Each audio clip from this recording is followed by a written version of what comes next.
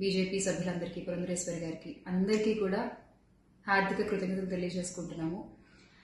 అలాగే వైసీపీ గెలుపు కోసం కష్టపడ్డ ప్రతి కార్యకర్తకి, ప్రతి ఒక్కళ్ళకి, వైసీపీ కుటుంబం మొత్తానికి కూడా పేరు పేరున ధన్యవాదాలు. ఎస్, ఓడిపోయాము, కానీ ఒకటి గుర్తుపెట్టుకోవాలి, గెలిచిన నాడు ఎప్పుడూ విర్రవీగలేదు విజయ గర్వంతో, ఓడిపోయిన నాడు ఏనాడు కూడా కుంగిపోలేదు. అలాగే ఈసారి కూడా మన జగన్మోహన్ రెడ్డి గారు మరింత బలాన్ని పుంజుకుని మళ్ళీ ఖచ్చితంగా మీ అందరి సపోర్ట్తో మనందరం కలిసి జగనన్నతో నడిస్తే ఖచ్చితంగా మళ్ళీ ఒక మంచి ప్రభుత్వంగా మనం ఏర్పాటవుతాము.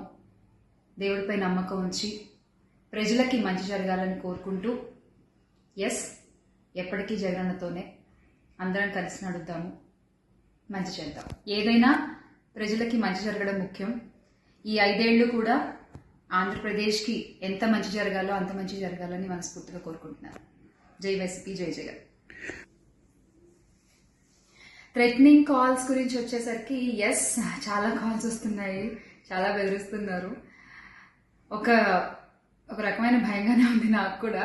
కానీ ఏంటంటే ఒకటే చెప్పాలండి, నేను మీకు ఒకటి నచ్చుతుంది, నాకు ఒకటి నచ్చుతుంది, అలా అని చెప్పి మీకు నచ్చింది నాకు నచ్చిందని చెప్పి మీరు బతకడానికి వీల్లేదు అంటే ఇది చాలా అన్యాయం అన్న, చాలా అన్యాయం. సో ప్లీజ్ దయచేసి ఏది కూడా వ్యక్తిగతంగా తీసుకోవద్దు. నేను వ్యక్తిగతంగా ఎవరిపైన విమర్శలు చేయలేదు, చెయ్యను కూడా. ఎప్పటికీ నాకు చాలా గౌరవం.